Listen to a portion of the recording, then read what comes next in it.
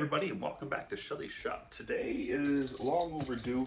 We're going to be doing a bit of an update on one of the vehicles I've been working on all winter.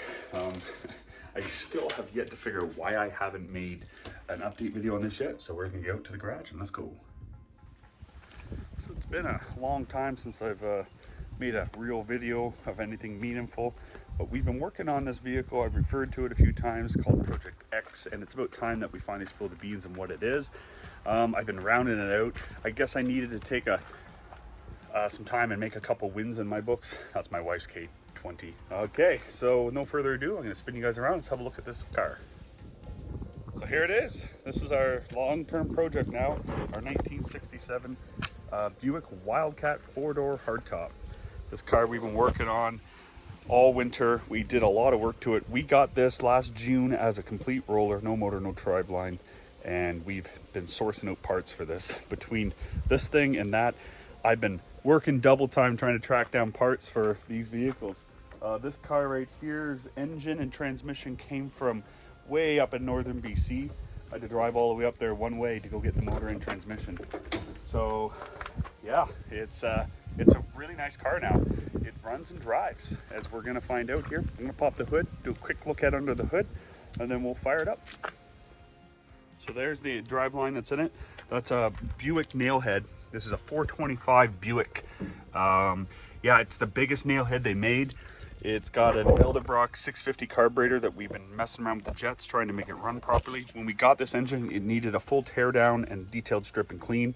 And everything was inspected and it was reassembled by us here at Schelly's shop. Same goes for the transmission.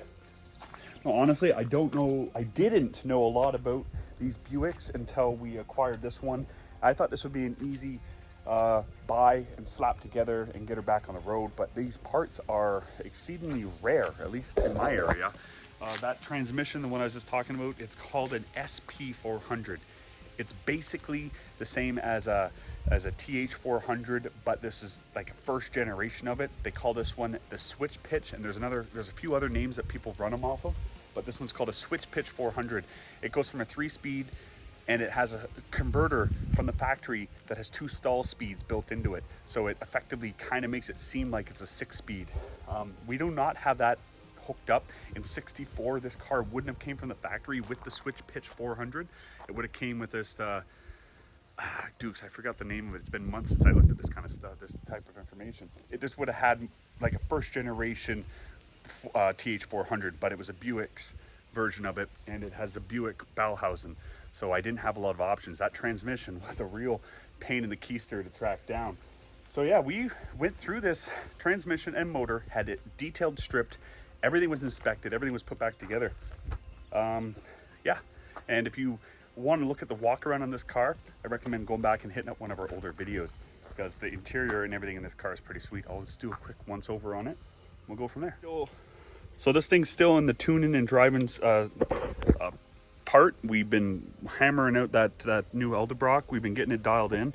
Like, a lot of parts were extremely hard. Hubcaps, 1 year only. This car came with 3 of them, and one of them was missing its WildCat emblem there in the middle. But I ended up, by accident, finding 2 more hubcaps that are complete. This one's the worst one. It's got a crack right down there. We ended up finding it at a scrapyard there, looking for square body parts from my buddy. But here's the interior. Like, there's some water damage here, but overall, it was a pretty clean car to start with. This is sun-rotted. I put that in there when I was cleaning it. These were mouse holes. That's probably from my head. It needs a headliner. It needs a lot of little things, but the big, hard-to-find stuff's there. Yeah. So this car, as I learned, is very similar to the Sabre. This WildCat, from the way I see it, is just a trimmed out LeSabre.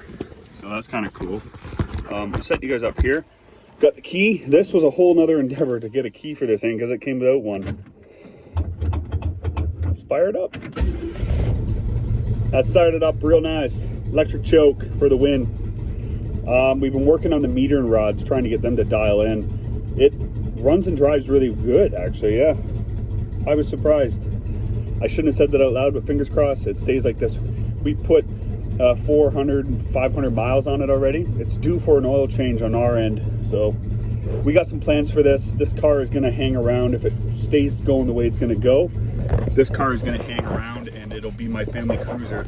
So my son and wife, we can all ride together here together. And there's a big road trip worked out for this car for me and my buddies to do. It's a poker rally. If you don't know what that is, basically you make a bunch of stops in a closed circuit on the highway, different towns, and every stop you get, they hand you a random card, and whoever has the best hand at the finish line wins the poker game.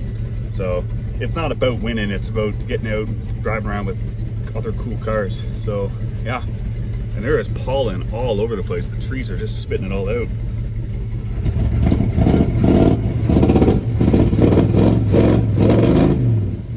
Yeah, I changed the metering rods out and haven't driven it since, so the spark plugs were a little carboned up. It does run better than this. So the whole dash worked, like the fuel gauge was working, speedo works, everything works except for the clock, and this right here for the vent that should work a flap in there is dislodged from the inside. The radio makes noise, but I can't seem to pick up a station. Yeah, horn works.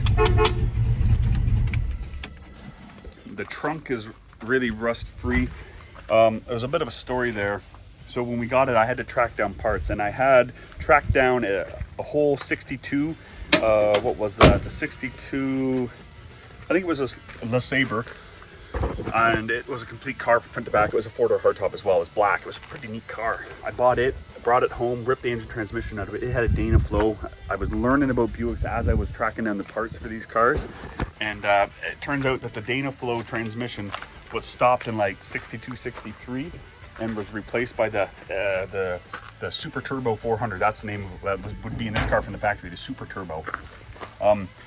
It would have been a lot of work. Like, reverse was all the way at the bottom of the gear select, and this car now has a normal shift pattern. Well, this car would have always had a normal shift pattern, and the transmission cross member would have had to been moved and stuff like that. And I didn't feel right about making all that work, and it was a 401 that was in that car. So we still have that engine. It's in my trailer in the backyard, but then this one popped up, and I was looking for the right transmission when I found this whole motor transmission. Now, this one had to be detailed, stripped, and cleaned because the guy that owned it, he came with all the dress-up kit minus this breather. He had got it sandblasted like 25 years ago. He got it all sandblasted, same with the transmission, and got it all painted to sit on his shop floor. It was just a showpiece for him, just in his little car museum that he owned.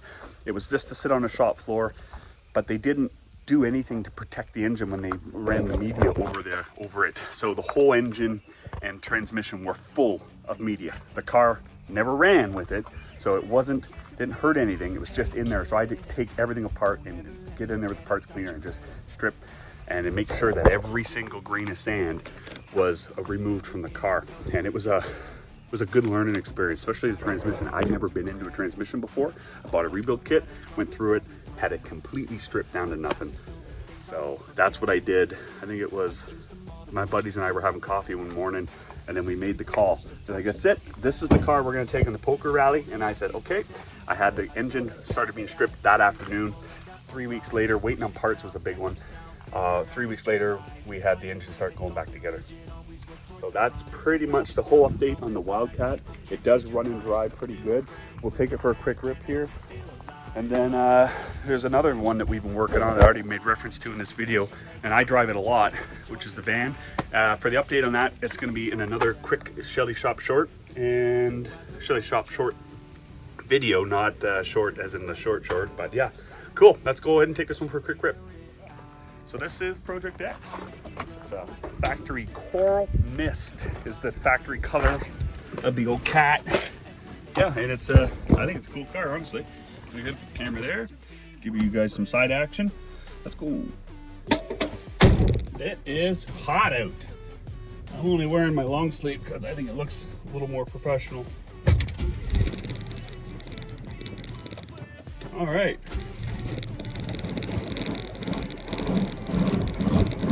This thing needs a good run. Clean up those spark plugs again. Let's go. Let's make sure there's no one coming first.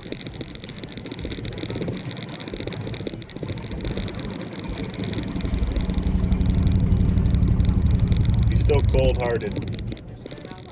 Another thing, when we were getting this thing running, the engine is actually kind of on the rare side. Not just for, like, it's rare for tracking down engines, but even on the Buick side of things, a 425 is hard to come by, as I found out. So when I did it, I had the radiator out of the 62, and it was a direct drop-in, but it was bad. And I mean, I knew that when I was buying it, that it was bad. But we ended up getting it re-cored, sent it in, and did it. And that was probably one of the most expensive things, singular things for the whole car, other than the engine transmission combo. Now, one other thing I just popped into my head, I'm starting to remember, because this has been 6 months in the makings of making this car run and drive the way it does, is the transmission and motor I bought as a package. It came with no torque converter, and I thought, oh, that's going to be easy to do. You know, buy new torque converters. That's what you do when you rebuild. Well, the switch pitch, they don't make torque converters for the switch pitch anymore, so I had to track down a torque converter, and they only made this transmission from 65 to 66.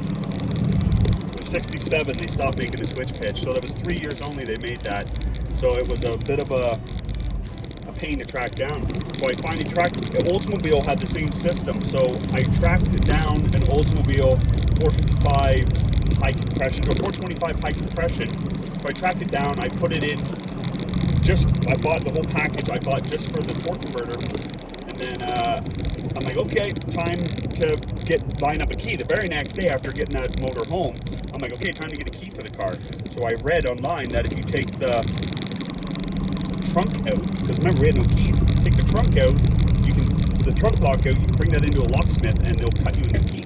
So I built this really long extension, because the trunk is huge, and I take the back seat out and I put the extension in there, and I go to I pop it out, and then the trunk opens up. There's not only a transmission in the trunk, there's a torque converter. I was like, are you kidding me? Man, I dropped some serious money on buying that package just for the torque converter to find out that I had it in the trunk the whole time.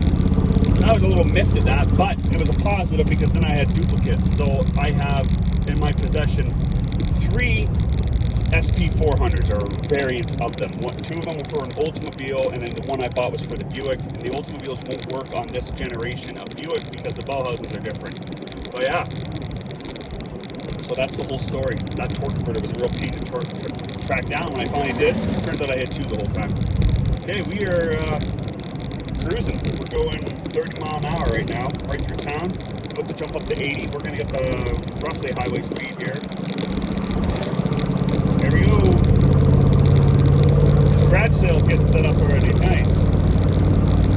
This thing rides awesome down the whole road. It's a real smooth riding car. It really is.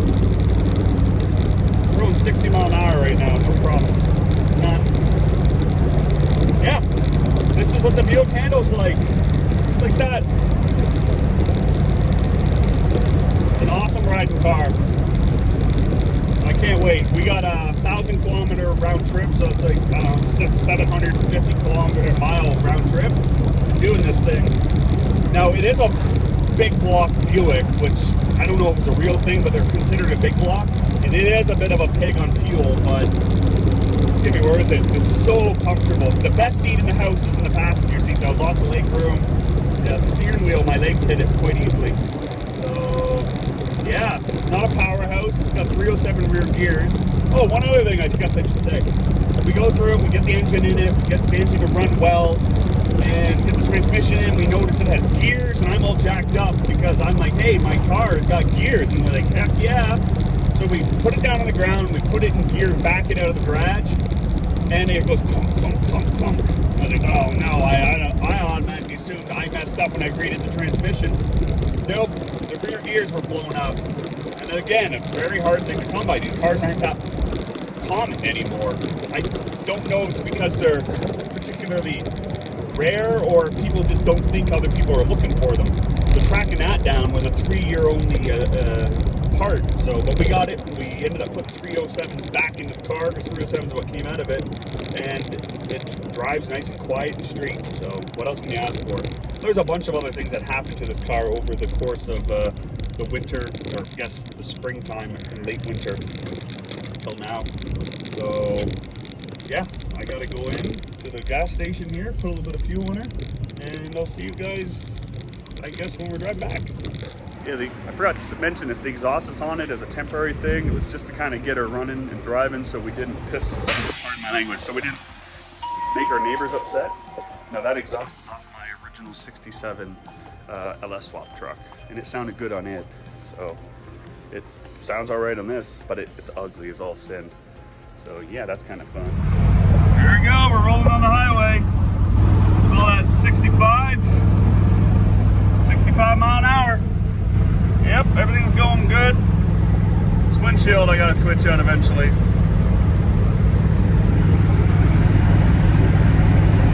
Just runs oh so good.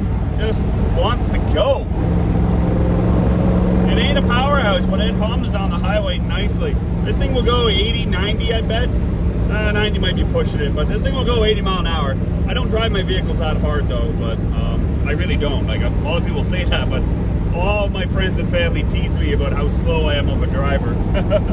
But yeah, this is Project X. I guess that's the update on it. So if you watched this far, I appreciate it. We'll be doing an update on the Schelly Shop parts getter here probably today or tomorrow. We'll be doing a full update on that. We've done a boatload of work to it.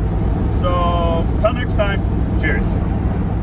Oh yeah, I forgot to mention, if you like what you watched here, feel free to give us a like, share, and a subscribe. It really would go a long way for us.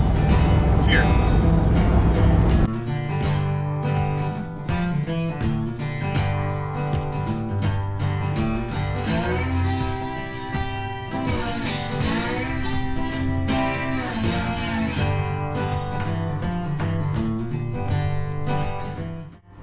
For those of you that may be wondering why my hair is getting a little unruly, it's because I had my hair cut last end of September, beginning of October for my sister's wedding that I attended in Eastern Canada.